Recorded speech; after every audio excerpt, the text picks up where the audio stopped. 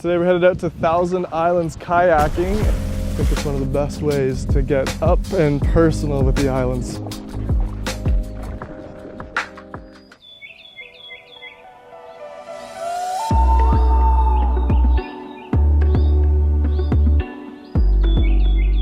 Hey everybody, welcome back to another episode of the Thousand Islands Wanderer. So I got Scott taking us on a little tour today throughout the Admiralty Islands. Right on. Hey guys, I'm Scott from Thousand Islands Kayaking here in beautiful Gananoque, and we're going to go explore the river a little bit.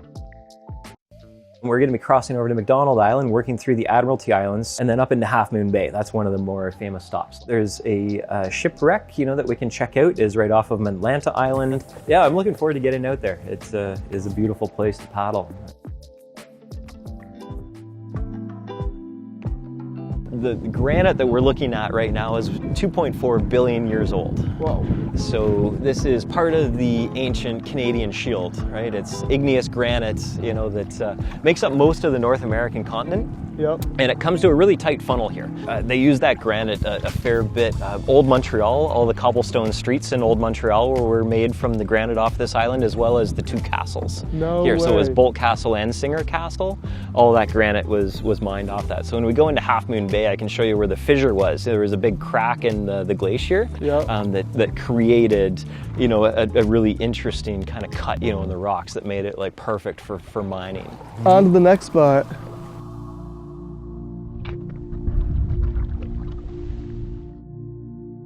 Welcome to Half Moon Bay. It's a good place to feel connected, I suppose. It makes you feel small. Claim to fame, highest outdoor cathedral ceiling in the world.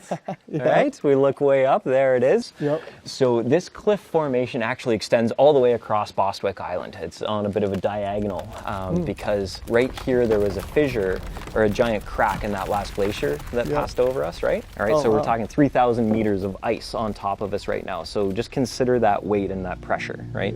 One of the reasons that this is actually a really sacred place is because of those potholes. This was used by the indigenous cultures in the area as the first form of refrigeration. They basically had a peace treaty or agreement, they were never going to war with one another because they could safely store their food here for the summertime. The name Gananoque actually means Garden of the Great Spirit. And it's because they're able to store their foods throughout the summertime and there wasn't any war, or any sort of conflict, When the Jesuit priests started coming to the area, they found out about, the sacredness of this place. And that's how it got converted into an outdoor cathedral. Final destination. Yeah. Where are we? So the name of this ship is the Britain. It was named after the Britain family with two T's in the name, and they used to own this island here. In the early 1920s, all right, American Prohibition starts up. So one of the rumors is that it was one of the speakeasies, and people could come and have a drink, on the boat and hang out, for the evening. It was becoming a bit of a hazard, like the kids were playing on it, using it as a bunkhouse. And so 1920, New Year's Eve, they had a party and lit it on fire. So it did just burn down to the water line, because there would have been ice in here, obviously, at that point, just burnt right down to the water line. So we've got a nice, clean kind of burn line across the top of the ribs.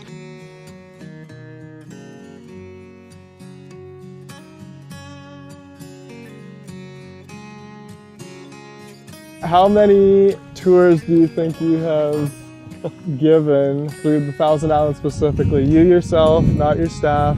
You lose count. I want to lose count.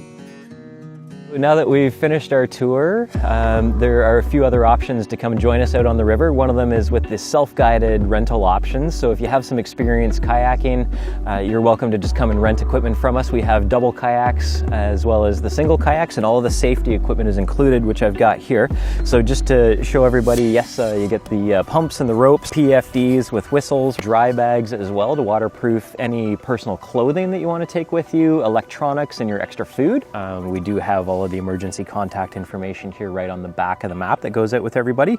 So with our water taxis, we've got the boats there ready to go and offer assistance for anybody who gets into trouble.